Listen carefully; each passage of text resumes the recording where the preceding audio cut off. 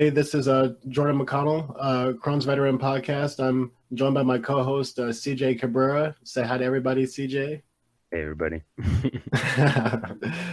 Today's episode, we are joined by a good friend of mine, Adam Peterson. You can follow him at Acoustidoom Outlaw on Instagram. He's a singer-songwriter, very talented guy. We're going to talk to him today a little bit about what it's like, living with somebody with IBD and how to take care of people, and also, and how music and IBD intersect. So, Adam, thanks for joining us. Oh yeah, thanks for having me. Cool. How you doing this morning? Oh, not too bad. It's a little cooler this morning. We'll wait to see how things go, but I'm just to let everybody know, I know it appears that I am driving while we're doing this, and I can assure you I am not. You should not be doing podcasts while you're driving. I do not endorse that. Right. I want to wake everybody up. So I'm in a vehicle right now from an undisclosed location. I am not driving. Oh, that's awesome. That's awesome. And so, so do me a favor and and do a little background. Speak on your experience living with somebody with IBD, and actually who that somebody is, and what that experience has been like. Well, my wife, I think it was probably about 10 years ago, 12 years ago. She started having stomach pains and a lot of the symptoms of this, and she went through 2 or 3 different colonoscopies, a couple endoscopes, things like that, and they just could not seem to lock down what the problem was. And for people who've had the endoscope or the colonoscopy, neither one of those is a whole lot of fun. And doing it multiple times in a short amount of time, it's just it takes a toll on you. And nothing that they gave her seemed to work. And she struggled with it, and she ended up being out of work for a while because they just couldn't lock down the problem. And that's when I discovered something called microdosing with cannabis, and that's what she started doing to actually treat her symptoms. And that was something that I had to learn about diet, because there's not one magic bullet for this thing. I mean, there's lots of different pieces of the puzzle, diet, exercise, I'm a big advocate for, the medical use of cannabis, but I'm also realistic about it. And I understand that it is not a magic cure all. Like, it's not, you can't just, with this disease, you can't just take that and go, well, that's all I really need to do.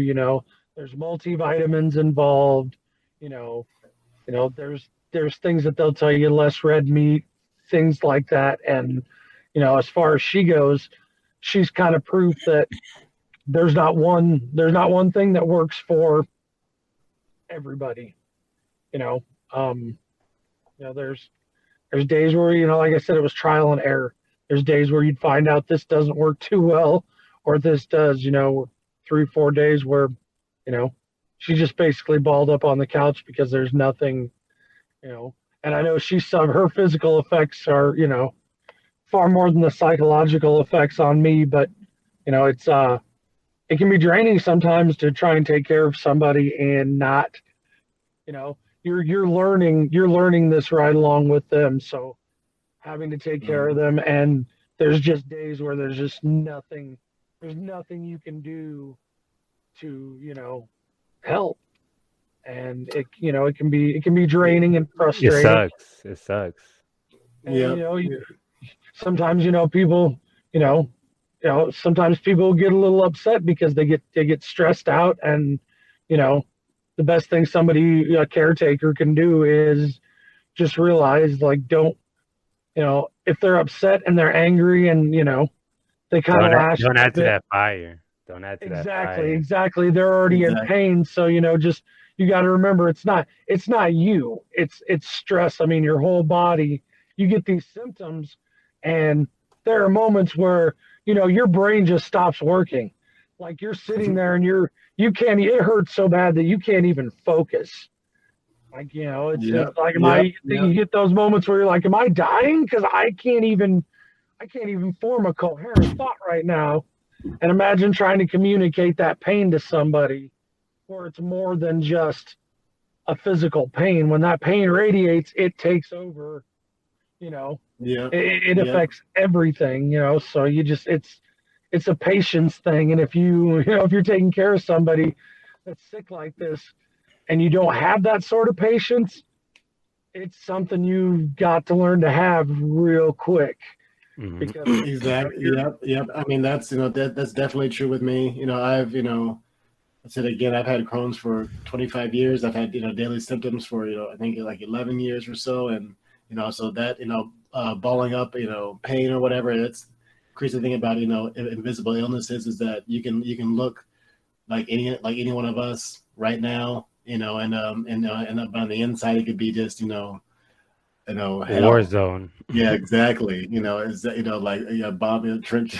bombed out trenches type thing. So, in your stomach and stuff. And so, so when people tell you, that they have these conditions and stuff, be kind to them.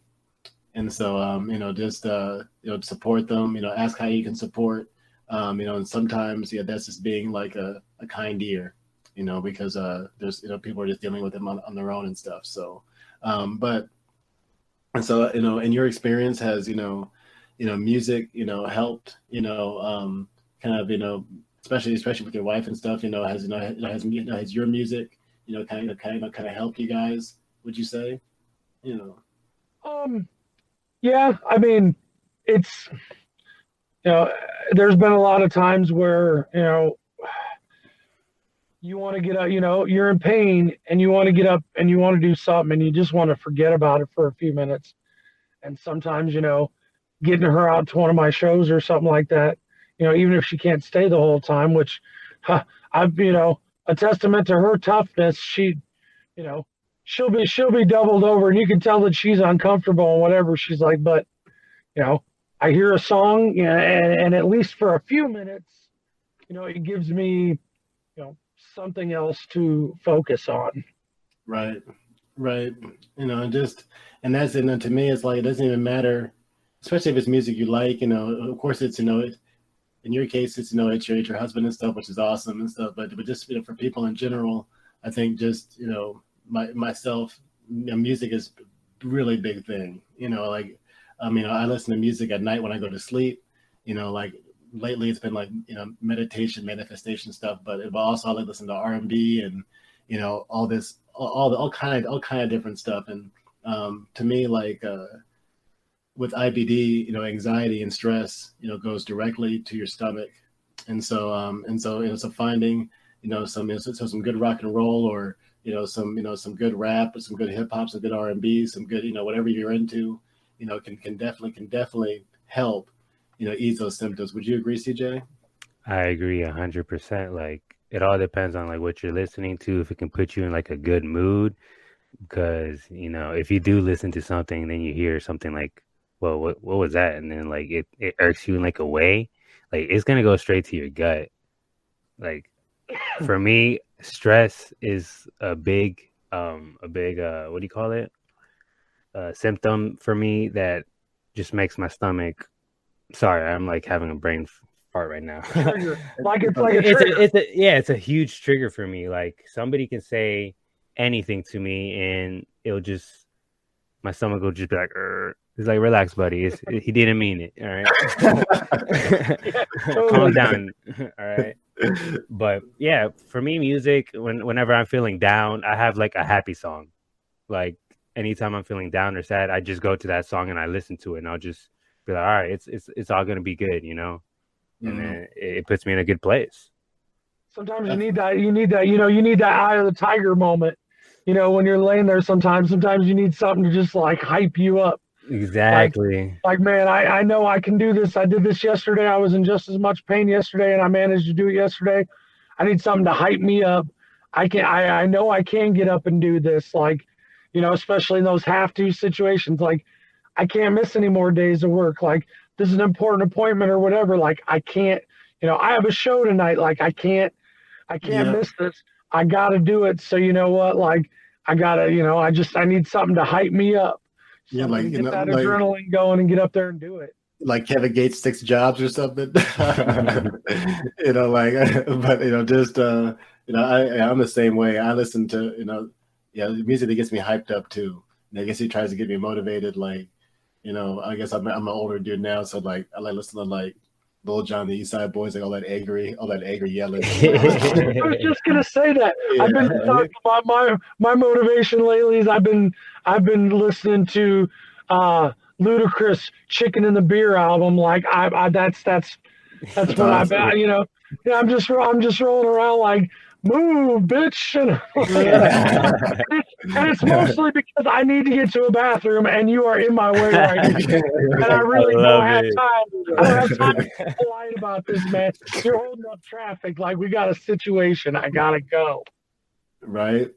It's exactly right. So I mean, so that's what I would I would tell anybody that's that's out there listening with IBD, or if you just got diagnosed and stuff, try to find some good music, so something that you can maybe like listen to, like maybe like take a walk in a park and stuff, because the tough thing with IBD is that life is still stressful, stuff is still happening, and you have all these symptoms and stuff, and so you have to kind of go the extra mile to kind of maintain your zen, and so so I would music and as meditation and stuff is a great way to do that.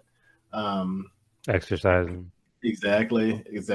And so the exercise part I'm still working on. So, but that could be difficult too. I mean, depending on the severity and like, what you're doing, if you're having flare-ups and then you're having moments every day where, it's really bad, exercising can be really difficult to get, especially to get motivated and do it, Mm-hmm. So, another thing is to exercise your mind in that situation. Like if you Right. can't exercise your body, at least exercise your mind. That is some great advice. That is good advice. So That is some great advice. let's repeat that for everybody that just heard it. If you can't exercise your body, make sure you exercise your mind. I'm gonna put that in the description. I literally put that. I did the same thing, but I did it in reverse. I was like, in quarantine, make sure not to only exercise your mind. Make sure you exercise your like physical body as well. Like don't neglect your body. Yep. And so I mean it's funny because that's something that I'm working on. I'm working on doing I've done a lot of effort on the mind part, but I got to get back to the exercise. And also, to me, like what Adam was saying, that it is difficult, and so don't beat yourself up. So if you're able to exercise today and you're able to exercise tomorrow, but not able to exercise the next day because of your symptoms, let it go. It's okay. Yeah. I'm a perfect example of that, bro. I used to work out every day in the morning. Like I would wake up, make my pre-workout, go to the gym. I wouldn't even think about it. But then like I started flaring and it's just like, yeah, that's not going to happen, Like I wake up in the morning demotivated, in pain, hurting. And what I usually do for pain is I smoke cannabis, like CBD and stuff like that. So that numbs the pain a little bit, but then as well, it also, makes me not want to work out and stuff like that. You know what I mean? Like, 'cause I just want to relax. But I am trying to get back into it in the morning. Like I want to wake up earlier, want to take at least like 30 minutes to like an hour to work out. Nothing too hard, nothing too intense to like aggravate the colitis or to, re-injure myself, because I do sometimes when I get back into working out, I like to go 120%. You know what I mean? Like I put on some inspirational like trap music. I listen to a lot of trap music. So I put on some trap music and I'm just like getting there, like hyping myself up in the mirror. I'm like, all right, we about to get this workout. We about to get this bread today. And then I just start going in. And like me, I go in, I go hard. So I tend to sometimes like not use the proper form. So I end up injuring myself. So that like puts that fitness back a little bit. So it's funny that me and you have that in common, actually. Like in the kind of going a little bit too hard at the paint type thing. Yeah, So that's my problem, man. if you want a low impact workout, here's a suggestion for and and granted it is what it is. You should probably mask up and whatever. But Uh-huh. if you're not doing, but if you need a low impact workout, just go to Walmart right now because they got all those little arrows on the floor where you got to go all the way around to go the right direction. Yeah. Just weave in and out of those for a while. Get you the stuff that you need to get while you're there. It's a low impact workout because you got and I hope and if there's anybody watching, I hope and you fit the description, please know that it's not derogatory, it's descriptive. You got to weave in and out of the arrows and the rednecks at Walmart.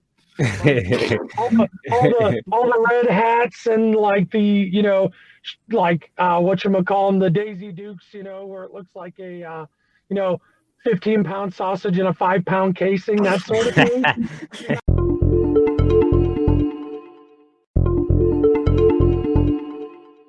You got to play the game of Red Soccer with the arrows and all that in Walmart, and it's a low impact workout. It's not too stressful. I mean, it's like a giant game of Frogger.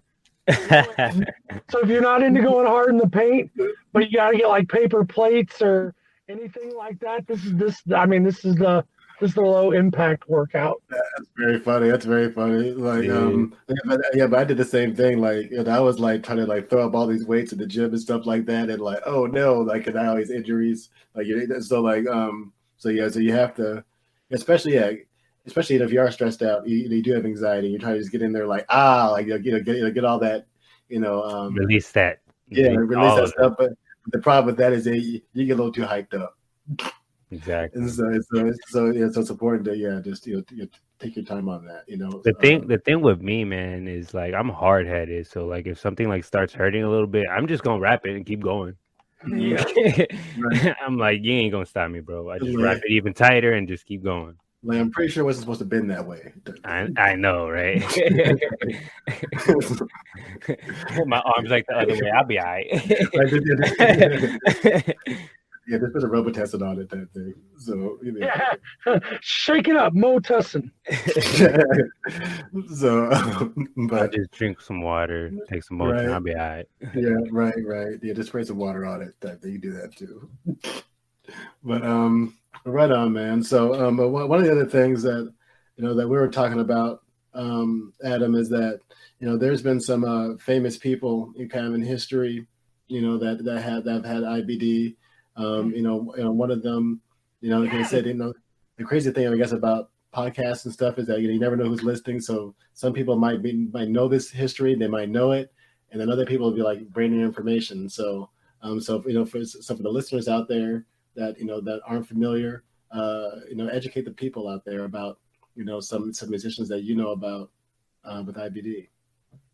Well, I mean, as far as I actually have a couple of friends that are musicians that Crohn's put their careers on hold for years because they didn't have the coverage. They didn't understand what was happening.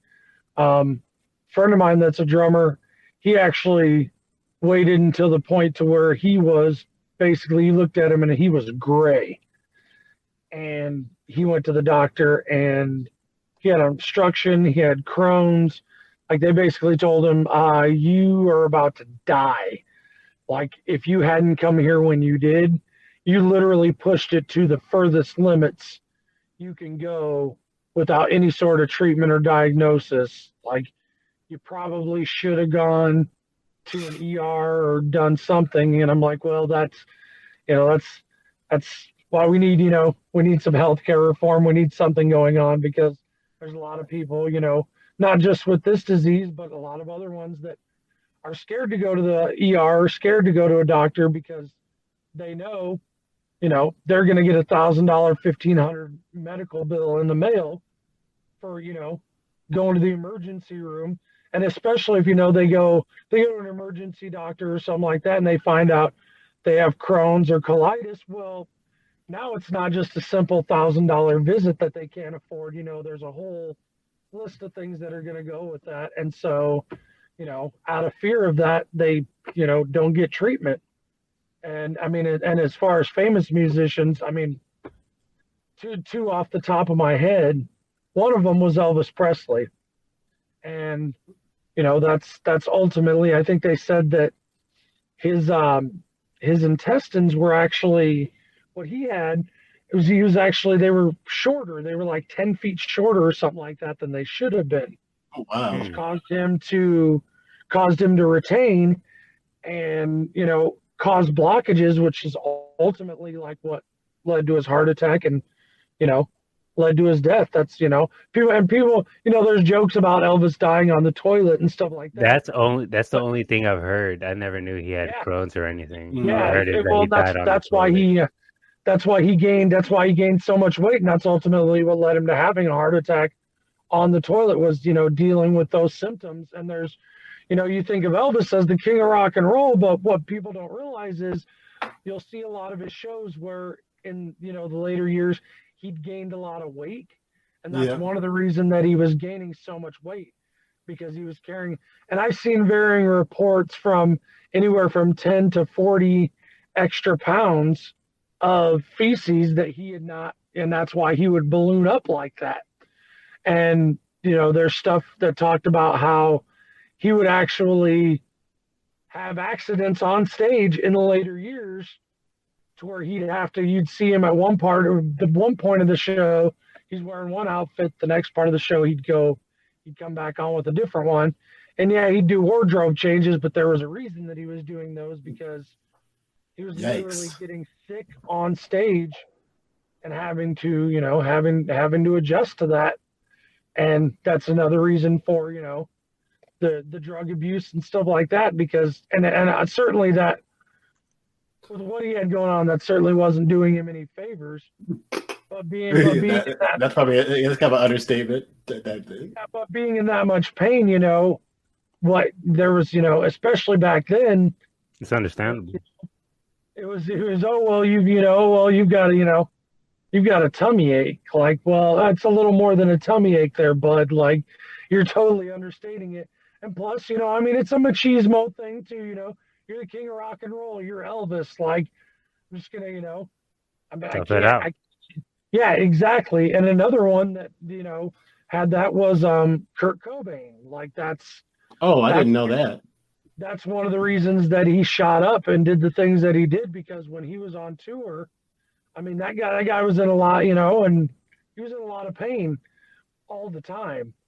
And I'm not saying that that's an excuse for shooting up heroin and doing the things that he did, but I think it does gain a little more perspective as to why he was doing things that he was doing. Really, what that's saying is that, because obviously, doing drugs is wrong and things like that, but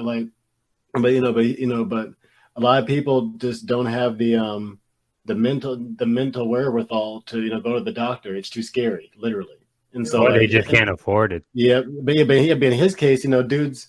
He tasted success, and so he had the resources. Maybe not for a very long period of time, because he kind of died, before they kind of really blew up. They were famous, but oh yeah, he definitely had enough money to be a doctor. Exactly. So if he wanted, go ahead. I was say ultimately, I think the heroin use was one of those things where it's like, I can't judge somebody too harshly for, obviously, like I don't endorse like shooting up heroin to get rid of your symptoms, but I also think, too, the fact that you're shooting up heroin, like it's helping, it was helping his symptoms. So it was like, well, here's the thing. I kind of found what works for me. And I'm getting super like out of this world high off of it. And now I'm not thinking about it.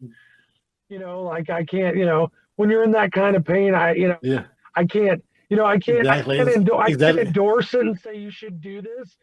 But at the same time, like you found something that managed your pain and you're so relieved that, exactly. you weren't thinking about that anymore. Right. It's a self-medication thing. It's self-medicating and stuff. And people do that and stuff, and There's so good ways to do there's that. no There's bad ways to do that, and exactly, you know, exactly. didn't do the And he chose didn't medicate the responsible way. right because there's of course there's opiates. There's tons of different kind of opiates and stuff that people can take that doctor can give you, and that you don't have to be worry about getting weird diseases by shooting up and stuff like that. And so like so he so that's yeah so that's the crazy thing is that for people that are listening is that IBD, the symptoms for that are just so debilitating and just unfun, for lack of a better word, that even famous rock stars would rather find themselves shooting up heroin than to go to a doctor and find out what's really going on. Or even Elvis, these people that have all these resources, have people, hangers on, groupies that would do anything for them, and say, hey, find me a doctor that can keep things low key. I mean, that's all they would have to do, and so like but it's still scary. And that's a lot of people don't get help because you don't want to know. That kind of ignorance is bliss sometimes too. So it can be pretty scary. So again, people that share their stories, people that go out and get help, like also yeah, to me is just really hats off to you, because it's definitely not easy.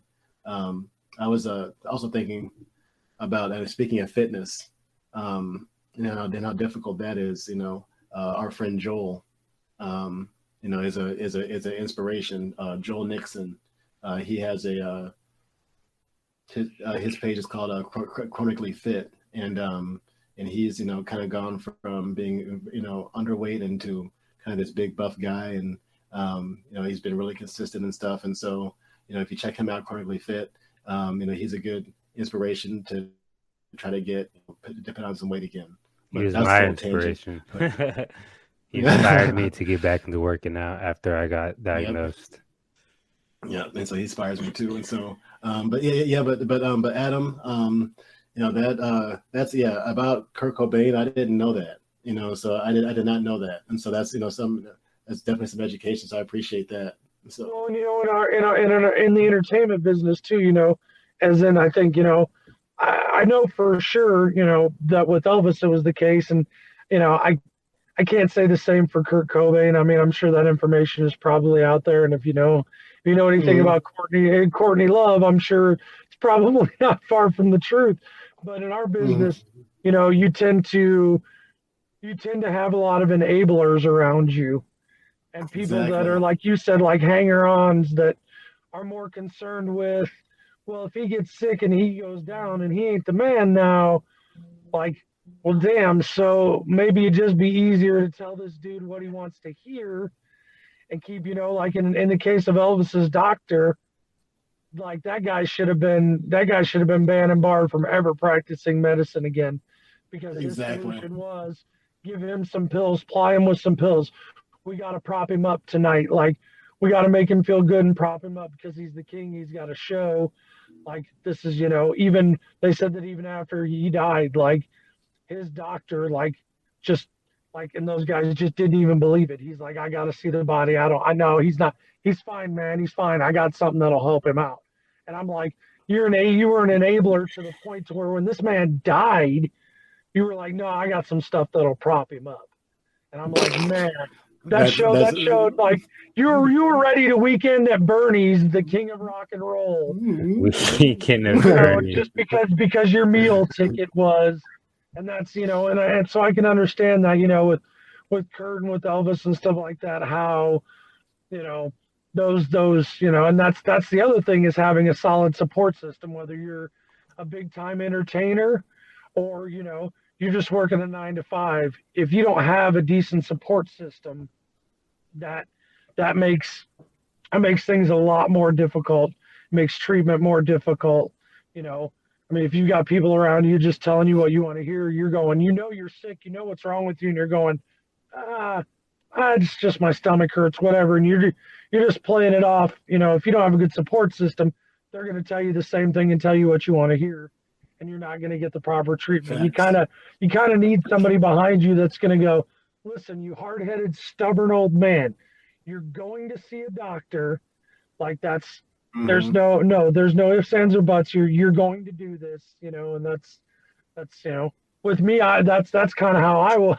Like I was like, no, you're. She's like, no, I'll be fine, and I'm like, no, you're obviously not fine. You're going to see a doctor. Like, I was the one that was like, nope, you're stubborn. You have to go do this. And now the roles are kind of reversed because I'm older than she is. So she's like, listen, you stubborn, grumpy old man, you need to go do this. She's like, remember when you told me? And I'm like, using my own words against me. Like, she's good. That's awesome. Well, that's awesome, man. Well, I think it's been about a half an hour here. So I think we're gonna wrap things up. But so I really appreciate you joining us today. And so first off, you're very welcome. And again, thanks, CJ, for joining us today too. And so again, everybody who's listening, we're joined today by Adam Peterson. You can follow him at Acoustadoom on Instagram, and I'll put that in the description. Also, you can check out Crohn's Veteran. We're online at www.crohnsveteran.com. Also, you can check out our brand new merch store. I'm actually wearing one of the hoodies today. Know that if you purchase any of our merch, they're going to be directly impacting and helping people with IBD, just like the host today. And then also, please follow my co-host CJ on Twitch. His handle is Chill Ghost. Please subscribe. Also, we have a YouTube channel where you can see this recording. So please subscribe to our YouTube channel as well.